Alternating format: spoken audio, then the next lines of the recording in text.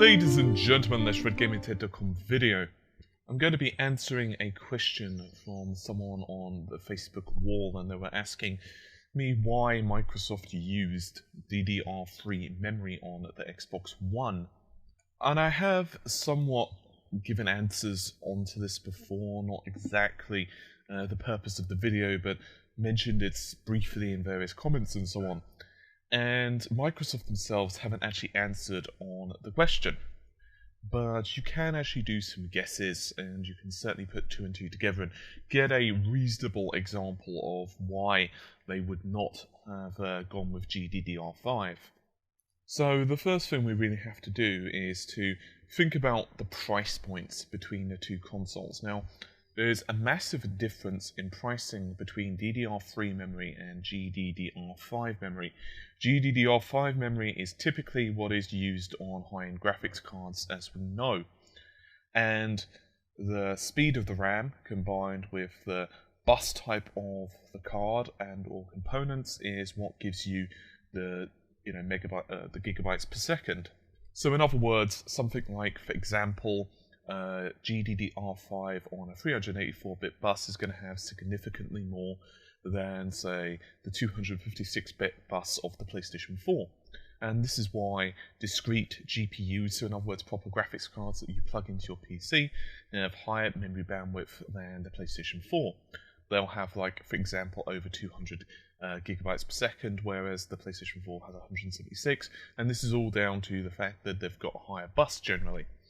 So I won't go too much into that because I've already actually discussed this in a previous video. So let's jump onto the actual question itself. Some of you may be familiar with the name Jonathan Blow, and he works on The Witness, and he revealed in a PlayStation 4 conference that The Witness actually uses 5 gigabytes of RAM.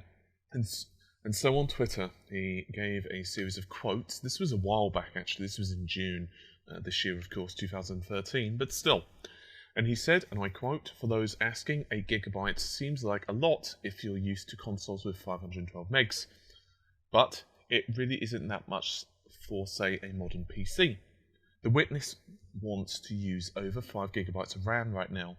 And that is, by a small team, textures plus light maps plus audio equals lots of bytes. More RAM means developers spend less time in the contortions to make the game run on the machine. More time making the actual game good."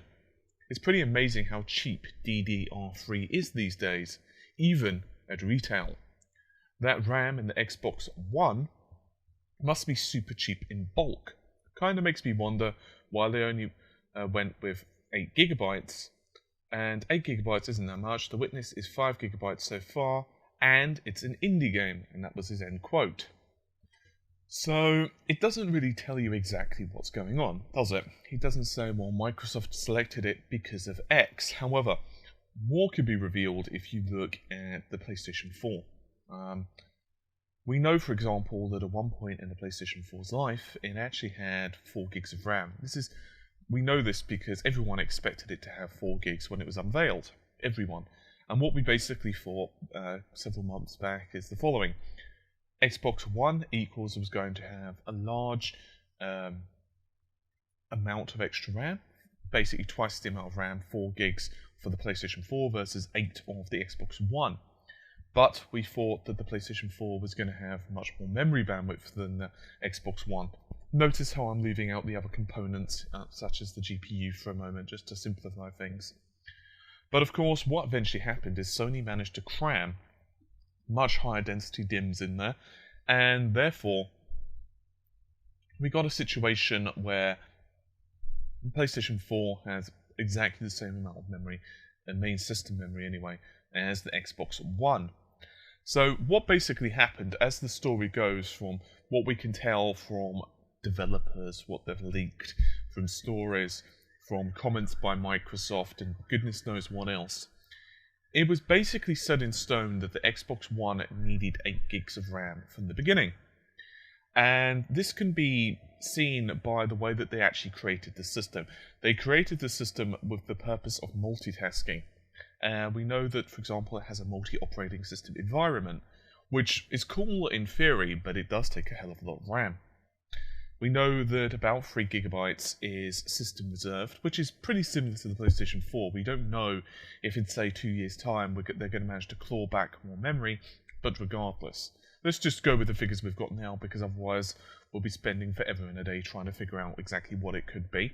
So let's just assume that, right now we're using the figures 5 gigs for games, 5 gigs for, 3 gigs, for for operating system functionality.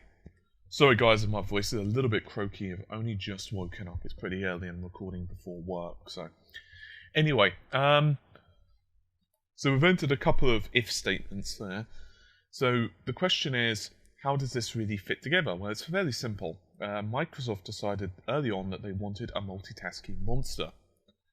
And the story goes, basically, that Microsoft weren't confident over GDDR5, and basically they made a series of gambles, and they just said to themselves, you know what, we are going to be using DDR3, and we're going to offset that with a, basically, buffer, which is, of course, the 32 megabytes of ESRAM, which is still a bit questionable, actually, why they've got the ESRAM how they have, but we'll talk about that in another video. And the purpose behind all of this is quite simple. They just wanted to make the system multimedia machine. They wanted it to do lots of multitasking, to switch tons of applications, and goodness knows what else. And the PlayStation 4 wasn't built like that. They originally only assumed that they could have, say, 4 gigs of RAM, and then they managed to improve it on the final production. So what basically happened is Microsoft went with 8 gigabytes of DDR3, and then they decided, you know what, this is obviously not going to give us enough bandwidth. It's only 68 gigabytes per second, which isn't enough to feed the GCN cores of the Xbox One.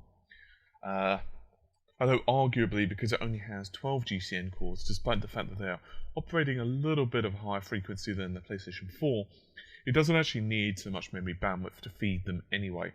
Because obviously less GCN cores equals less graphics computing power equals less memory bandwidth needed. This is exactly the same reason that, say, mid-range GPUs on a PC require less memory bandwidth or have less memory bandwidth available than, let's say, a high-end GPU.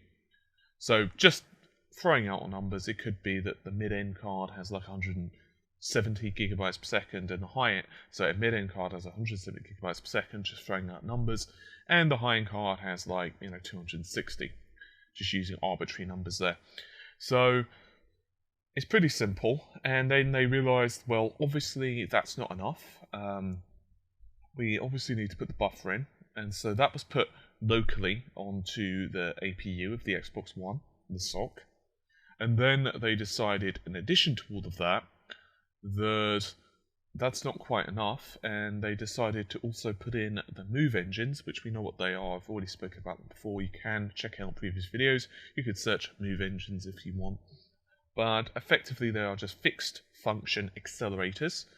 So you could just think of them as basically hardware data accelerators. They basically move data around really, really fast, and they are fixed function, meaning that they don't ever receive instructions. They basically just do their thing, and they do it autonomously.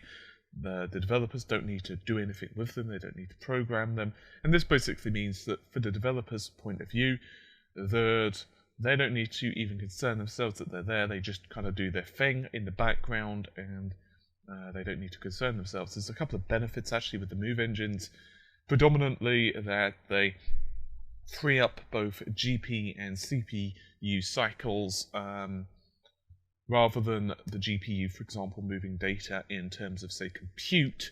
Because, for example, on the PlayStation 3, moving data around could sometimes be offloaded onto the SPUs, which of course are like the little mini processors on the PlayStation 3's cell. So what would happen is, in this case, you would find that, oh, okay, move engines are doing their thing, and it, well, lowers the performance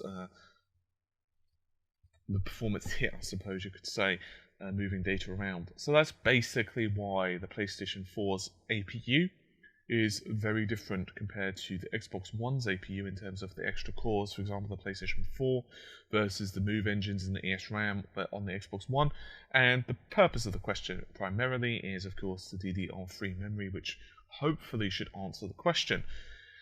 I'm just going to point this out. Obviously Microsoft have not confirmed this, but it's a pretty good bet as to why they have gone this route. And as for the next question, did they make a mistake? Very early to say.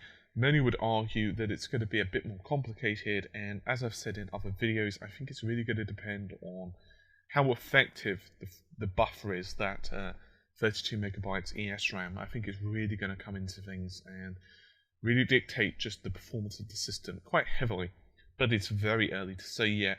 I think it's going to take the NDAs basically fading away, so in other words, the NDA period expires and then developers can come a lot cleaner, or maybe a developer decides to break NDA but under a under sneakiness, so perhaps posts on some forums or whatever using some anonymity, if I can pronounce the word, and various other bits and bobs, and maybe we'll get a feeling of what it is. But right now it's really early to say, so I guess we'll just have to kind of wait and see. Anyway, hopefully you've enjoyed the video. It's been a fairly brief one for me, considering the gargantuan ones I've put out the last couple of days, but hopefully you've enjoyed it. I will see you soon. Take care. Bye for now.